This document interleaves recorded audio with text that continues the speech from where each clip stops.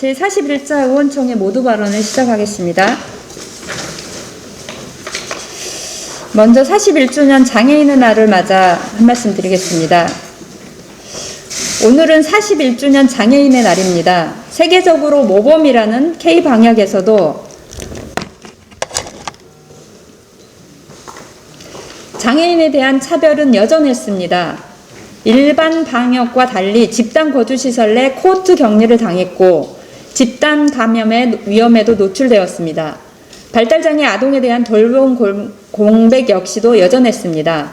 지난 4차 추경에 우리 당 장혜영 의원이 제출한 장애인 거주시설에서 코로나 집단 감염 위험이 있을 때 긴급 탈시설을 지원하는 예산안이 처리되었습니다.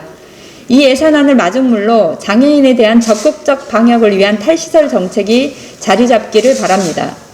탈시설의 근본적인 해결을 위해서는 장애인에 대한 주거와 주거 서비스 지원이 절실합니다.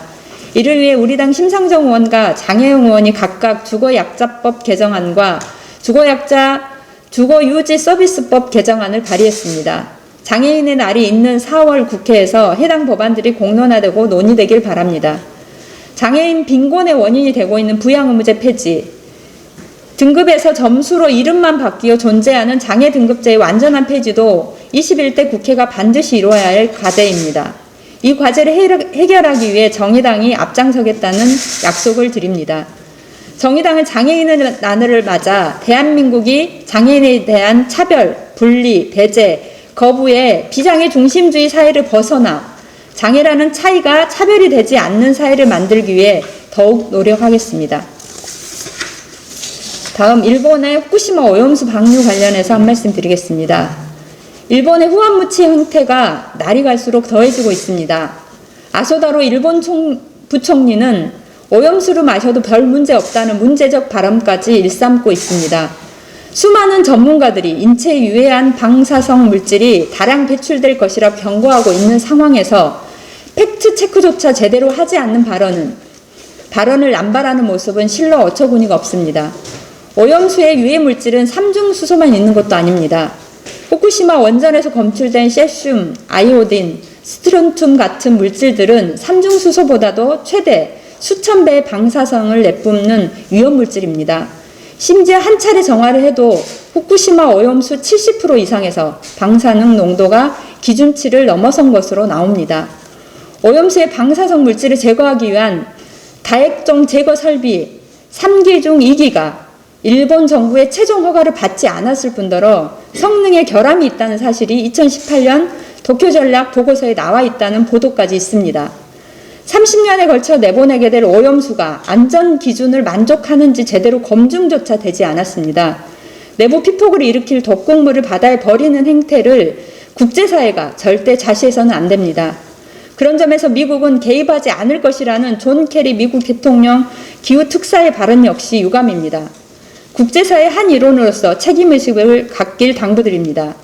지금 오염수 방류를 지지하는 섣부른 발언을 할 때가 아니라 과학적인 검증부터 해야 될 시점입니다. 정의당은 일본의 후쿠시마 방사능 오염수 방류 결정 기탄 결의안을 국회 모든 정당이 공동으로 제출할 것을 제안한 바 있고 각 당으로부터 긍정적인 답변을 들었습니다. 4월 임시국회 내 기탄 결의안 통과를 시작으로 국회가 국민들의 불안을 해소시키고 일본의 오염수 방류를 막기 위한 구체적인 행동을 시작해야 합니다. 그 행동에 정의당이 앞장서겠습니다. 네, 한 말씀을 더 드리겠습니다. 문재인 정부 마지막 개각 관련입니다. 지난주 문재인 대통령이 국무총리와 5개 부처에 대해 이번 임기 사실상 마지막 개각을 단행했습니다. 장관 인선의 대부분은 관료 출신으로 개혁보다는 안정적인 부처 운영 중심의 인선인 것으로 보입니다. 문재인 정부가 애초에 약속했던 개혁 과제가 대부분 후퇴한 상황에서 이제는 개혁의 문을 닫는 것은 아닌지 의구심이 듭니다. 먼저 이번 후보자들은 특히 국민의 분노가 큰 부동산 투기 등에 관한 일점의 의혹도 있어서는 안 될 것입니다. 만약 문제가 있다면 책임지고 즉각 사퇴해야 할 것이고 다시 하겠습니다. 만약 문제가 있다면 책임지고 즉각 사퇴해야 할 것이라는 것을 밝히면서 몇 가지 현안에 대해 후보자들 정책과 계획에 대해 철저히 검증하겠습니다. 첫째, 코로나로 인해 피해받은 국민들의 보상 방안에 대한 합당한 답을 내야 할 것입니다. 더 이상 정부 재정을 이유로 국민의 고통을 외면해서는 안 될 것입니다.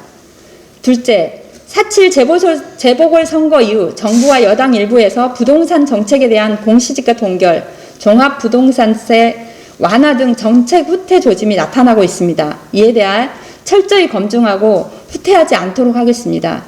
셋째, 기후위기는 시대적 과제입니다. 탄소 중립과 탈핵 정책을 흔들림 없이 추진하는 것뿐만 아니라 에너지 전환 과정에서 고용 불안 등으로 승자와 패자가 나눠지지 않도록 정부가 구체적인 정책을 펼칠 것을 당부합니다.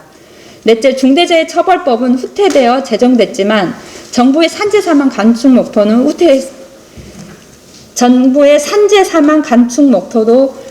후퇴했습니다. 이에 대해 구체적으로 일터의 노동자의 죽음을 어떻게 줄일 수 있는지 책임 있는 답변을 해야 할 것입니다.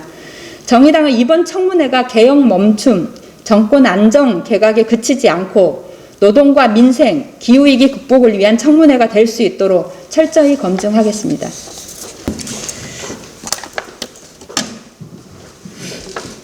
네, 먼저 법령 흔드는 경찰청 국가수사본부 훈령 마련에 대한 이야기부터 드리겠습니다.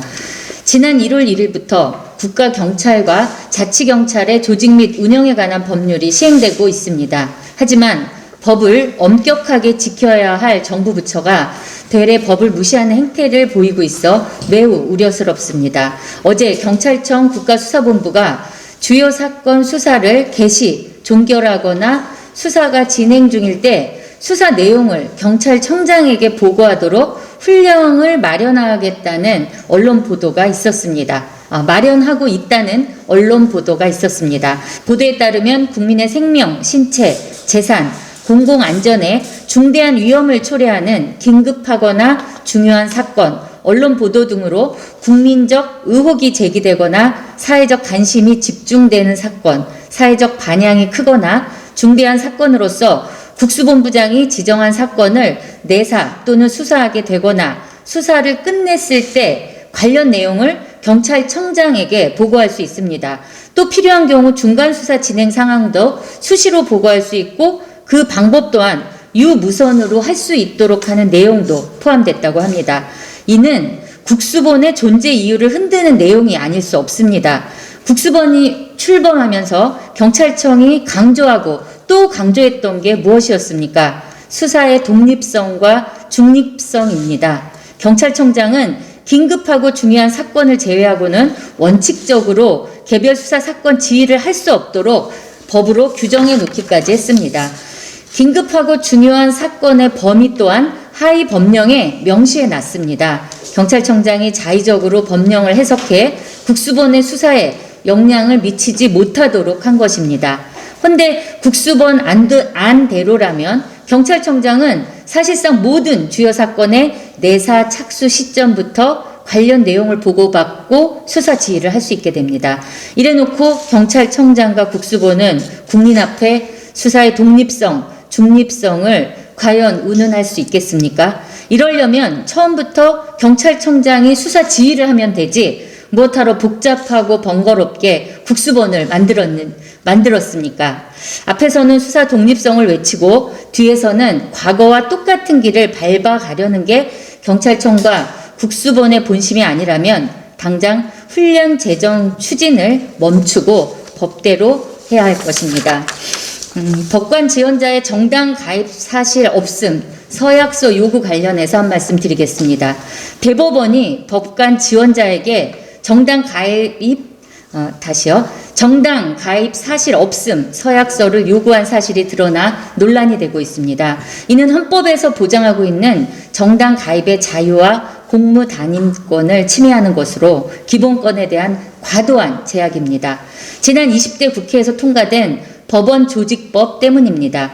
정치적 중립성을 이유로 발의된 법원 조직법 개정안은 정당의 당원의 신분을 상실한 날로부터 3년이 경과되지 아니한 사람, 공직선거법에 따라 실시하는 선거에 후보자로 등록한 날로부터 5년이 경과하지 아니한 사람, 대통령 선거에서 후보자의 당선을 위하여 자문이나 고문 역할을 한 날로부터 3년이 경과되지 아니한 사람 등을 법관 결격 사유로 추가했고 본회의를 통과했습니다.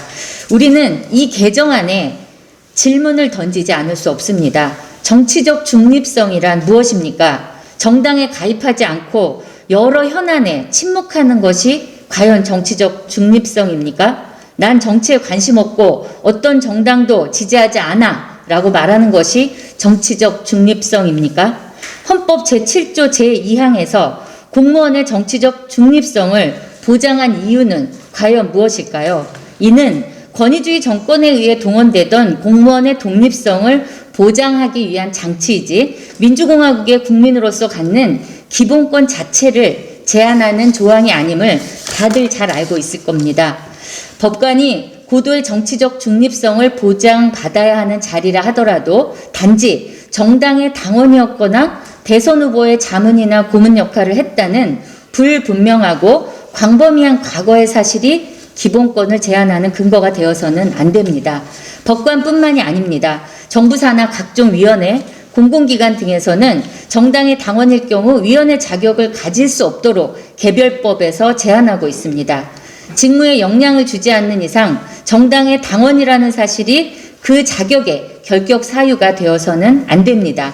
논란을 야기한 법원 조직법은 개정되어야 합니다. 또한 정치적 기본권을 제한하는 각종 위원회 관련 개별법 역시 개정되어야 합니다. 저와 정의당은 시민의 기본권을 확대하고 보장하기 위한 법 개정에 최선을 다하겠습니다. 이상입니다. 정부 여당은 부동산 정책 역주행을 즉각 멈추기 바랍니다. 정부 여당이 부동산 민심을 수렴한다는 명목하에 보유세 인하와 대출 기준 완화를 시도하고 있습니다. 선거제도에서 드러난 민심은 미친 집값에 대한 준엄한 심판인데 여당이 내놓고 있는 대책들은 하나같이 집값 올리는 정책들 뿐입니다. 부동산 기득권 정당이 아니고서야 이렇게 민심을 거꾸로 읽을 수가 있나? 여당의 심각한 민심 오독이 경악스러울 따름입니다. 재산세, 종부세는 아직 고지서도 나가지 않았습니다. 얼마가 부과될지 확인도 되지 않았는데 정부 여당이 앞장서서 종부세 인하를 거론하면서 마치 내지 않아도 될 세금을 내는 것처럼 국민들의 조세 불신 조장에 앞장서고 있으니 기가 막힐 노릇입니다. 또 노무현 정부 때를 거론하면서 종부세를 상위 1%로 한정하자는 주장까지 나왔습니다. 진정 노무현 정신의 계승 의지가 있다면은 종부세 대상 1%가 아니라 노무현 대통령의 신념이었던 보유세, 실효세율 1%를 주장하기 바랍니다. 보유세는 집값 안정을 위한 가장 중요한 시장 조절 장치입니다. 문재인 정부 집권 초기부터 작동됐어야 하는데 그게 안 돼서 집값 폭등이 이루어졌고 임기 말에서야 겨우 마련된 것을 이제 다시 뽑아버리겠다고 합니다. 보유세 완화하고 대출 늘리고 그러면 도대체 집값은 어떻게 잡겠다는 것입니까? 부동산 거품의 끝을 기어코 보자는 것입니까? 종부세의 재검토는 집은 가지고 있되 소득이 없는 노인들이 돈이 있을 때 내시도록 과세 이연 제도를 조정하는 것이면 충분하다고 생각합니다. 정부 여당은 많은 전문가들이 최소 20%에서 30%까지 부동산 버블을 지적하는 마당에 지금 오른 집값을 기정사실화하는 대책들을 앞다투어 내놓는 것은 부동산 가격 안정을 위한 의지가 없다는 반증입니다. 심지어는 무주택자한테 90%까지 대출을 하자는 제안까지 나오고 있습니다. 3억 하던 집을 10억으로 올려놓고 9억 대출해 주겠다는 겁니까?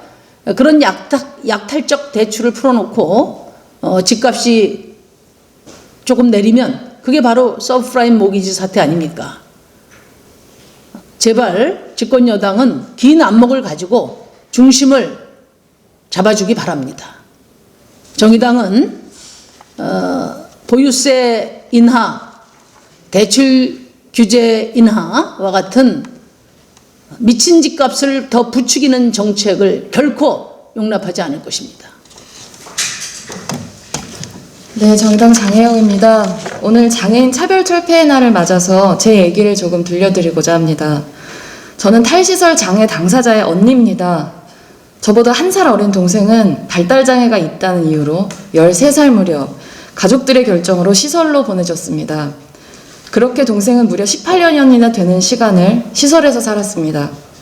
그런 우리 가족의 결정이 얼마나 부당한 것이었는지, 또 그런 결정을 내리게 만드는 이 사회의 차별적인 구조가 얼마나 부당한 것이었는지 저는 몇 년 전 동생의 시설에서 일어났던 인권침해 사건을 계기로 뒤늦게 알게 되었습니다.